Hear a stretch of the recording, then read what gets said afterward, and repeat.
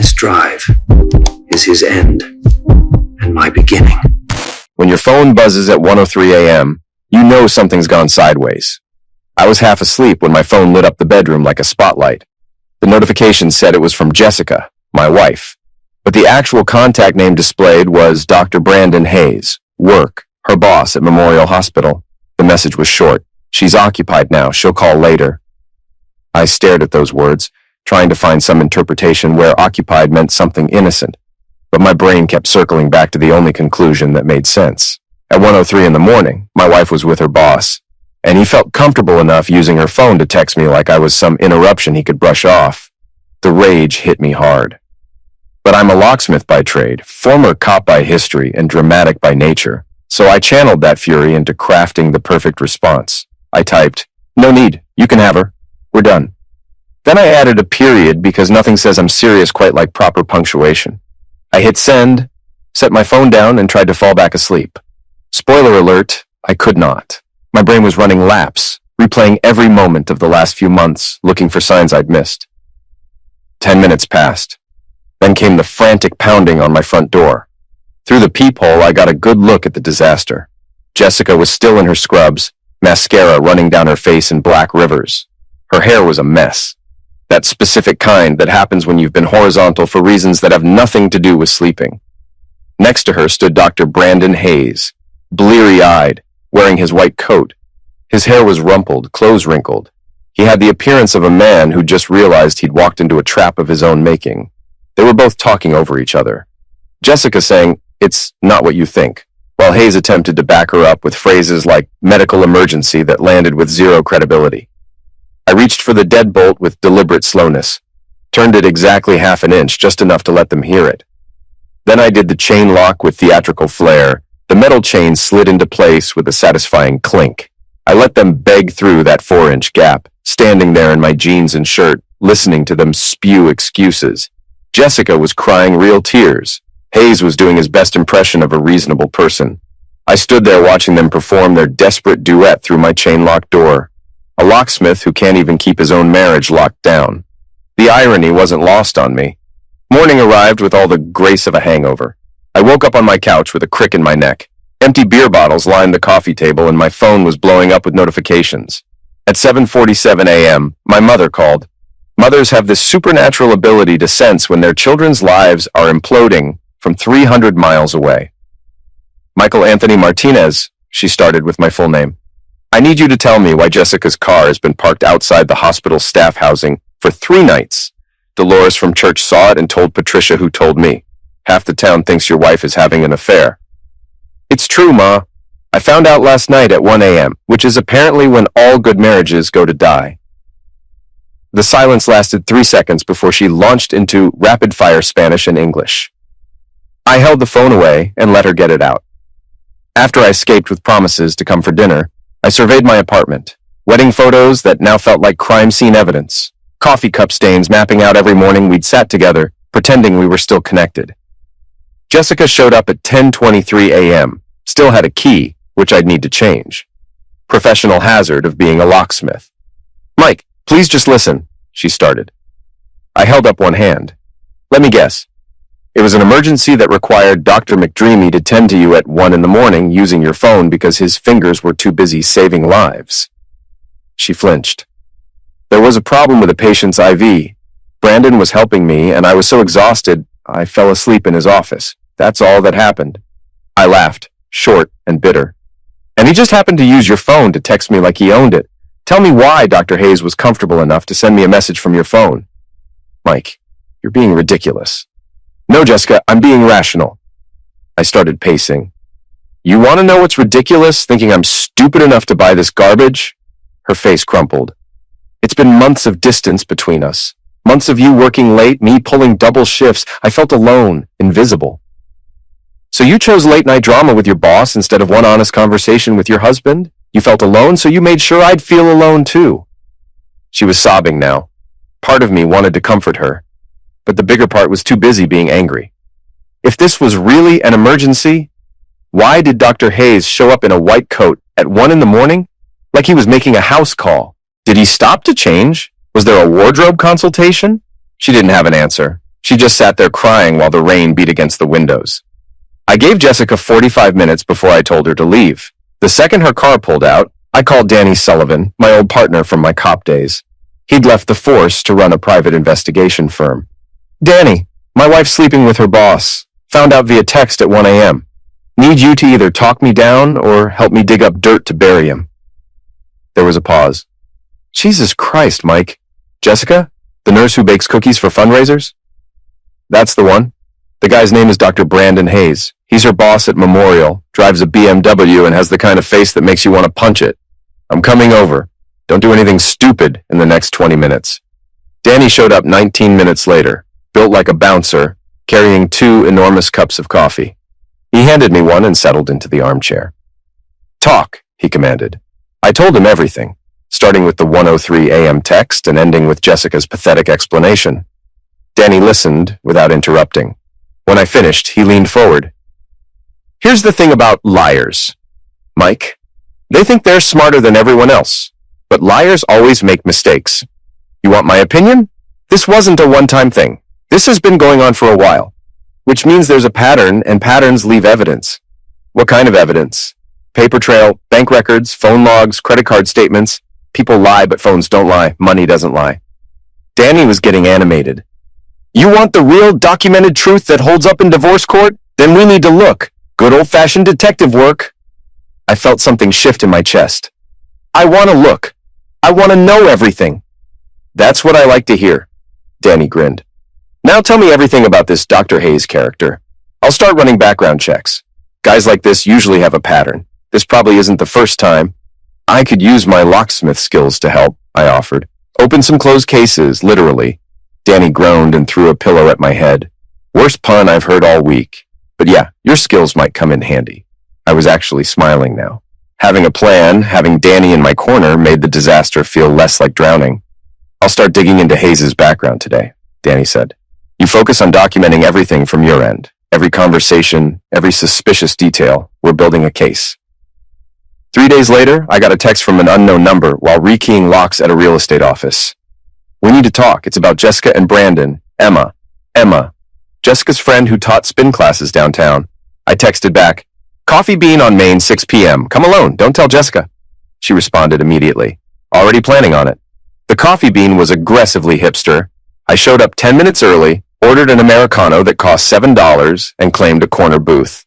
Emma walked in at 6 o'clock wearing yoga pants and an oversized hoodie, carrying an enormous water bottle. She slid into the booth without ordering anything. Thanks for meeting me, she started, voice shaky.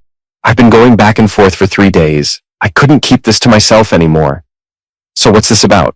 And please don't tell me you're here to defend Jessica. She shook her head hard. No, God no. I'm here because I have proof. She pulled out her phone and set it on the table. Proof that this is so much worse than you think. My heart rate kicked up. What kind of proof? She unlocked her phone with trembling fingers. There's a group chat. It's called The Night Shift. It's disgusting. A bunch of doctors and nurses, mostly men, bragging about their conquests like it's a game. She turned the phone toward me.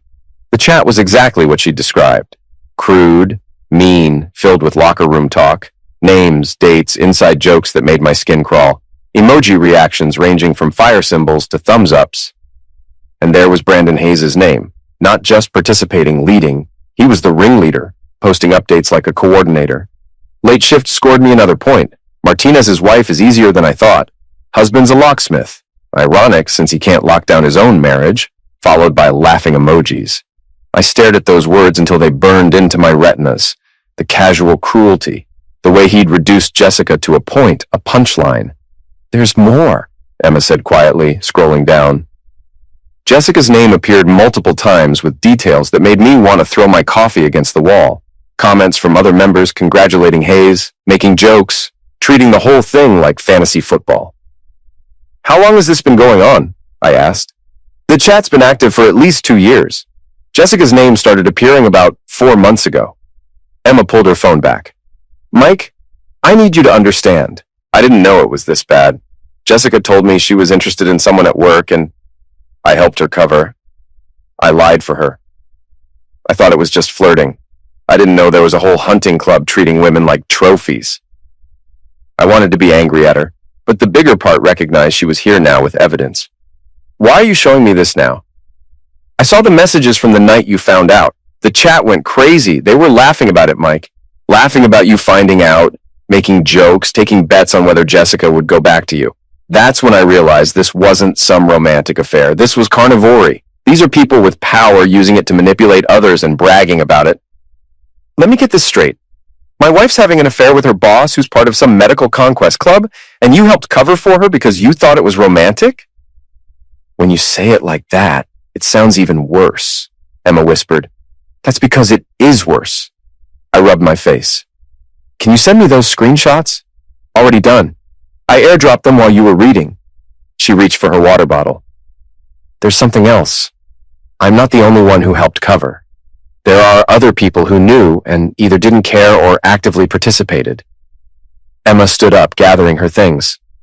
I'm sorry, Mike. I'm so sorry I was part of this. But I thought you deserved to know the truth. All of it.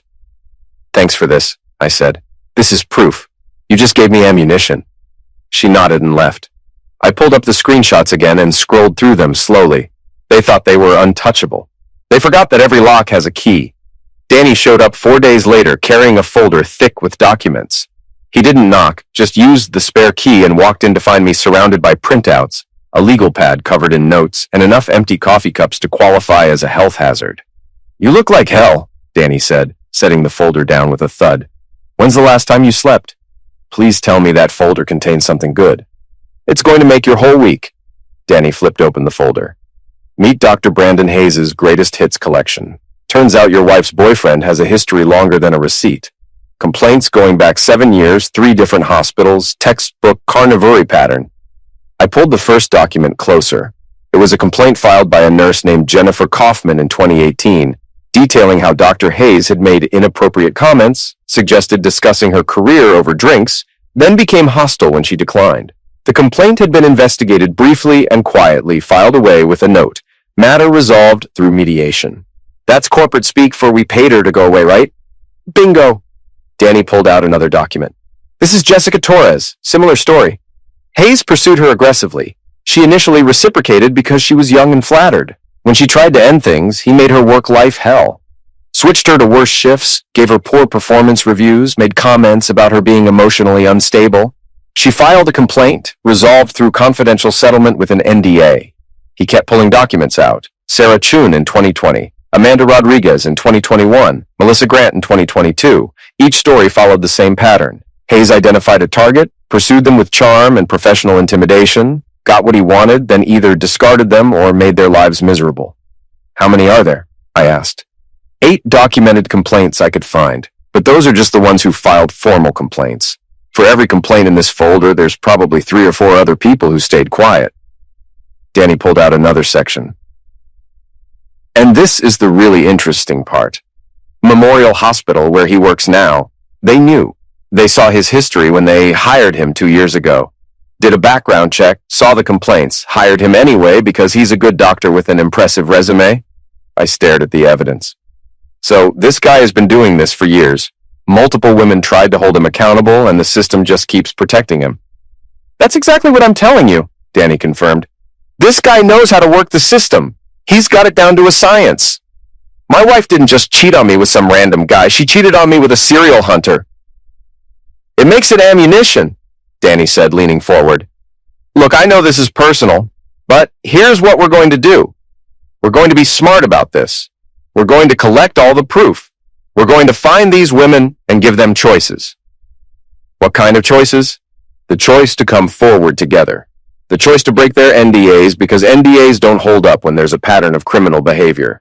The choice to stop being isolated sufferers and start being a coordinated force. Danny was getting animated. 1 complaint gets buried. 8 complaints from 8 different women all coming forward at the same time? That's a pattern. That's a story. That doesn't go away with a quiet settlement. I felt something like hope stirring. So we reach out to these women. We show them they're not alone. We build a case too big to ignore. Exactly. We document everything. We make this airtight. Danny tapped the folder. This guy thinks he's untouchable, but systems are made of people, and people can be persuaded to do the right thing when the evidence is overwhelming.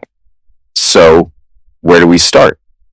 We start by reaching out carefully, respectfully, understanding that some of these women might not want anything to do with this. But we give them the choice. We show them the pattern. He stood up. And then we watched Dr. Brandon Hayes' house of cards come tumbling down. I looked at the folder. Good, let's get to work. Laura Hayes called me on a Tuesday morning while I was installing a smart lock. The name said, unknown caller, but something made me answer. Is this Michael Martinez? The voice was female, composed, with an edge that comes from someone who's moved into strategic planning. Depends on who's asking. This is Laura Hayes, Brandon's ex-wife. I heard you're collecting information about my ex-husband's activities, and I think we should talk. I have things you'll want to see. I nearly dropped my drill. Brandon's ex-wife. I'm listening. Not over the phone. Lunch today, Rosie's Diner on the east side, 12:30. See you there. Come alone. She hung up. I finished the installation in a daze and spent the drive trying to figure out what Brandon's ex-wife wanted. Rosie's Diner was classic Americana, with red vinyl booths held together by duct tape. I spotted Laura sitting in a corner booth back to the wall. Mid-30s, professionally dressed, dark hair in a severe bun, sharp, intelligent eyes. She looked exactly like someone who'd been married to Brandon Hayes and lived to tell the tale. I slid into the booth. You look better than I expected, Laura said. I was picturing someone more destroyed. Brandon has a way of destroying people. Give it time. I'm a slow-motion car crash. A waitress came over. We both ordered black coffee. I'm going to cut to the chase, Laura said once our coffees arrived. She slid a small flash drive across the table. I kept everything. Photos, audio recordings, text messages, emails, video clips that Brandon saved on his personal computer because he's the kind of narcissist who documents his own crimes. It's all on here. I stared at the flash drive. Why? Why keep all this? And why give it to me now? Laura took a long drink. I kept it as insurance. When I found out about Brandon's affairs, and yes, plural, your wife is far from the first, I was young enough to think about forgiving him. I believed his excuses. But I wasn't so stupid that I deleted the evidence. I backed everything up. Multiple copies in multiple locations. And things got ugly? Things got nuclear, Laura confirmed. Brandon doesn't just cheat. He collects. He keeps score. He saves messages and photos and recordings like they're trophies. He has folders on his computer organized by name and date, ratings of his conquests, notes about which ones were easy and which required more work. He's not a man having affairs. He's a hunter documenting his kills. My stomach turned. He's actually keeping records? It's exactly a game to him, and he's smart about it. Never keeps anything that could be traced professionally. No hospital emails, no work phones. Everything's on his personal devices, encrypted and password protected. He thinks he's untouchable. Laura leaned forward. But I had access when we were married. I copied files before the divorce. I saved passwords, I documented patterns, and I've been sitting on this for 3 years waiting for the right time. Why now? Because I was scared, Laura admitted. Brandon has money, connections, lawyers who could bury me. During the divorce, I used the threat of exposing him to get a better settlement, but never followed through. But you have nothing to lose. Your marriage is already over. And from what I hear, you're building a case with multiple sufferers. I picked up the flash drive. What exactly is on here? Everything, Laura said. Recordings of phone calls where he brags to friends. Video clips he secretly recorded during intimate moments. Some women knew they were being filmed, some didn't. Text message threads where he discusses strategy for seducing nurses.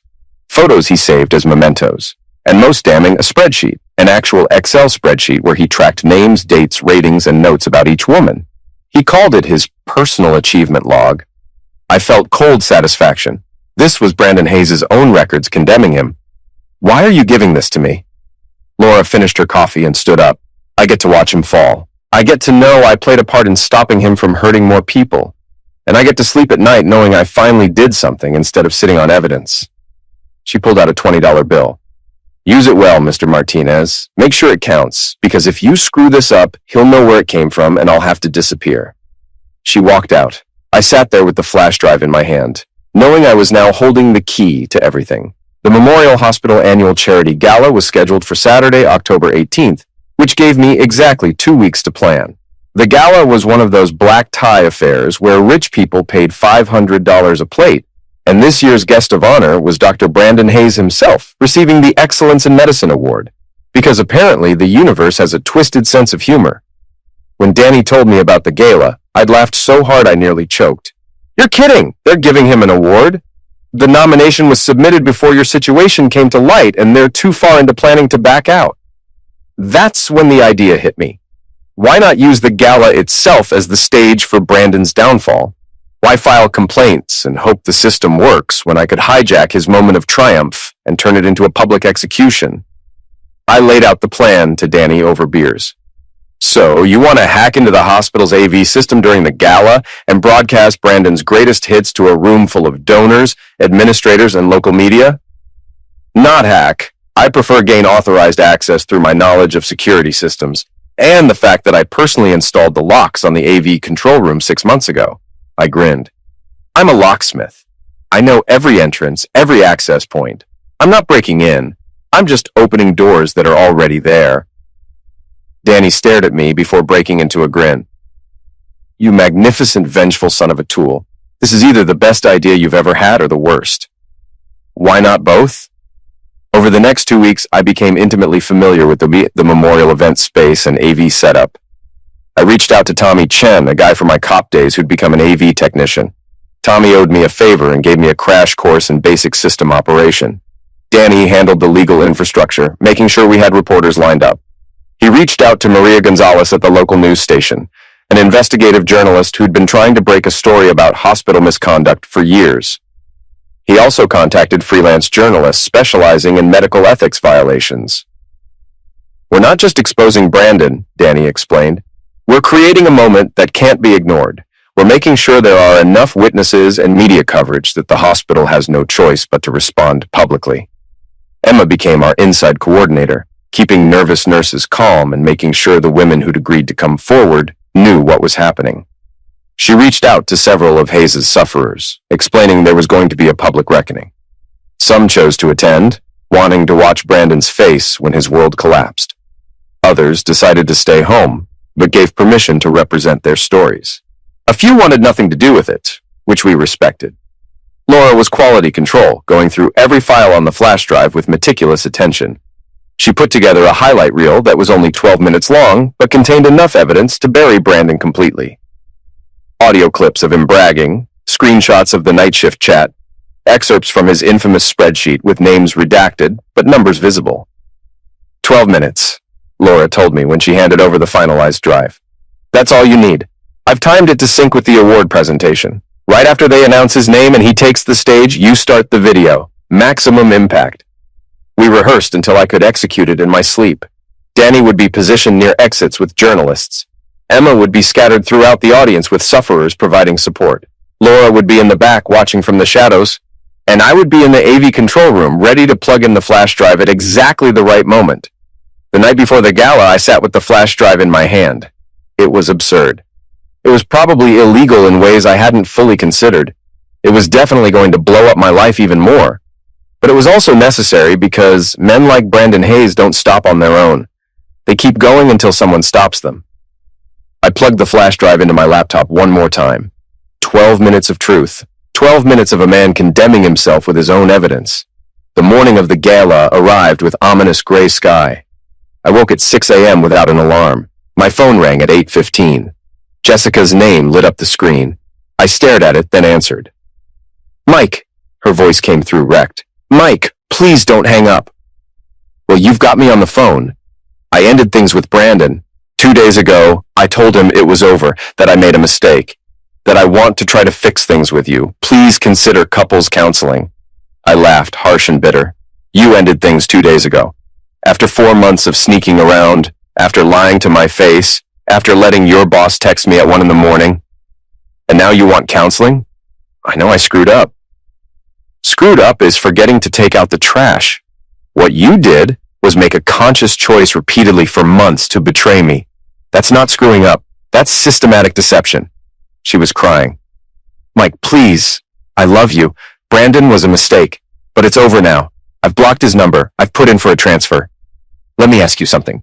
Did Brandon record you? Did he take photos, videos, save your messages? Did he document your relationship like some kind of conquest? The silence was deafening. It stretched out for 5 seconds, then 10. "He promised he'd deleted everything," Jessica finally whispered. "After I told him we were done, he said he'd delete all the messages and photos." "Yeah, like men with egos promise. Let me tell you something about Brandon Hayes. He doesn't delete anything. He collects, he saves, he documents every conquest like he's building a museum.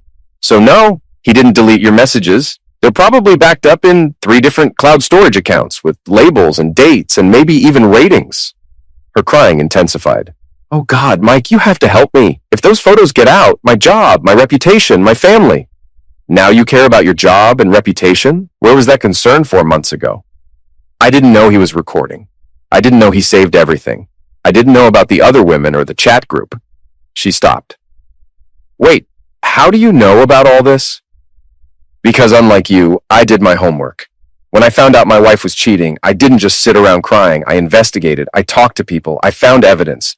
And what I found is so much worse than you cheating. What I found is a pattern of carnivory behavior going back years. Multiple sufferers, systematic misuse, documentation that would make a prosecutor weep." Another pause. "Mike, what are you planning to do?" "Because tonight is the hospital gala. Tonight, Brandon gets his award. And tonight, everyone at that gala is going to see exactly what kind of doctor he really is." "No, Mike, you can't. Please don't do this publicly. It'll destroy me, too. Everyone will know." "You should have thought about that before you let Brandon take pictures. You made your choices. You chose to have an affair. You chose to trust a man who collects women like baseball cards. And now you get to live with the consequences, just like I have to live with marrying someone who betrayed me." "Mike, please." I cut her off. "Stop begging. Stop making promises you won't keep. It's done. We're done. Whatever you thought we had is gone and you eliminated it. You can hide if you want. You can call in sick, stay home, pretend none of this is happening. But you can't unsend what's been saved. The truth is coming out whether you like it or not." I hung up before she could respond, set my phone down and finished my coffee. Tonight the truth came out. The Memorial Hospital annual charity gala was exactly as pretentious as I'd imagined. Ice sculptures shaped like stethoscopes, white tablecloths, expensive flowers, string quartet. I'd arrived early dressed in my only suit, charcoal gray. Danny had secured me a ticket through Patricia, one of Brandon's sufferers who was thrilled to facilitate his public execution. She'd helped me get access to the AV control room earlier, letting me in while I installed a backup system that would prevent anyone from shutting down the presentation once it started. The room filled fast with wealthy donors in designer gowns and tuxedos, hospital board members, local politicians, medical staff in their formal best. I spotted Danny near the entrance looking uncomfortable in a suit, standing next to Maria Gonzalez from Channel 7 and at least 3 other journalists. They were trying to look casual. Emma was scattered throughout the crowd with several women from Danny's folder. Jennifer Kaufman, Jessica Torres, Sarah Chun, who'd flown in from Colorado, all looking nervous and determined. Laura was in the back wearing a black dress, looking like she was attending a funeral. She caught my eye and gave me the smallest nod. The ceremony started at 7:30. The hospital CEO took the stage and launched into a speech about Memorial's commitment to excellence. Then came Dr. Alvarez, the chief of staff, to introduce the evening's honoree. "It is my great privilege," she began, "to present this year's Excellence in Medicine Award to a physician who embodies everything we value at Memorial Hospital. His dedication to patients is unmatched. Please join me in welcoming Dr. Brandon Hayes." The applause started, building as Brandon made his way to the stage with confident stride. He looked impeccable in his tuxedo, with that smile of someone who'd gotten away with everything. He shook hands with Dr. Alvarez, accepted the crystal trophy, and stepped up to the microphone. "Thank you," he began, voice smooth and practiced. "I am truly humbled by this recognition. When I became a doctor, I made a commitment to serve my patients with compassion, integrity." That's when I hit the trigger. The lights dimmed slightly and the massive projection screens on either side of the stage flickered to life. Brandon stopped mid-sentence, confused, turning to look at the screens. The first slide appeared, a screenshot of the night shift chat group blown up to 15 feet tall in crystal clear high definition. The group name visible at the top, with the list of 23 members including Brandon's name with a crown emoji designating him as administrator. Below that, message after message of crude jokes and conquest comparisons. The room went silent, Not comfortable silence, but shocked silence. Then came the audio. Brandon's voice playing through the surround sound with perfect clarity. Late shifts scored me another point. Martinez's wife is easier than I thought. Husband's a locksmith. Ironic since he can't lock down his own marriage. Followed by laughter. I watched the color drain from Brandon's face as he stood trapped in a spotlight, watching his own words condemn him on screens the size of billboards. He started to move, reaching for Dr. Alvarez, but the presentation kept rolling. More screenshots. The spreadsheet, his personal achievement log with names redacted but numbers visible. 47 entries over 7 years. Ratings from 1 to 10. Notes about difficulty level. Clinical cold proof that this was systematic predation, treated like a hobby requiring meticulous record-keeping. The shock was turning into horror, disgust, anger. I could see it rippling through the crowd. Faces contorting, hands covering mouths, people turning to neighbors. People were standing up, some moving closer, others backing away. Jessica was sitting near the front with nursing colleagues. I watched her collapse forward with her face in her hands, whole body shaking with sobs. The presentation reached its crescendo, a video clip of Brandon at a bar, drunk and bragging about his conquests, referring to nurses at Memorial as his personal hunting ground, joking about manipulating exhausted women looking for validation from authority figures. His own face, his own voice, his own words playing for everyone to see. I stepped out of the shadows, walking toward the stage. Someone needed to speak, to narrate, to make sure there was no room for misunderstanding. "Good evening," I said, my voice clear through the microphone system. "My name is Michael Martinez. That's my wife, Dr. Hayes, was bragging about. What you're watching isn't a misunderstanding or a technical glitch. This is documentation. This is evidence. This is Dr. Brandon Hayes, in his own words, showing you exactly who he is when he thinks nobody's watching." The crowd was in full chaos. People shouting, some trying to leave, others pulling out phones to record. Dr. Alvarez was yelling at the AV staff trying to shut it down, but my backup system was doing exactly what I designed, playing through to the end. Brandon finally found his voice, trying to explain, to excuse. "This is taken out of context. This is a violation of my privacy." "Is there a warranty on that charm?" I called out, because it seems to be malfunctioning pretty badly. Some people laughed, nervous, shocked laughter. Others just stared, seeing the dawning realization that everything they'd thought about Dr. Hayes was a lie. Security was moving toward the stage, not to stop the presentation, but to escort Brandon out as the crowd turned hostile. People were shouting at him. The presentation ended exactly 12 minutes after it started, screens going dark and lights coming back up to reveal a room full of people who would never look at Memorial or Dr. Hayes the same way again. Mission accomplished.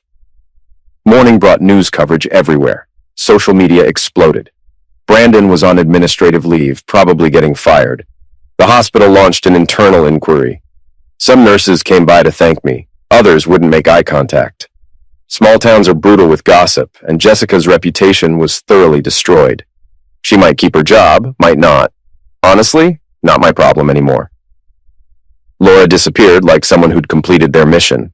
Emma left town to teach spin classes somewhere with fewer whispers. Danny went back to his PI work. I went home to a house that felt different. Not empty, just honest. Filed for divorce the next week. They thought they'd locked me out of the truth. They forgot I'm the guy who makes the keys. I didn't want to destroy anyone. I just wanted accountability. Turns out truth is cleaner than living a lie. The locksmith finally had his favorite kind of quiet unlocked.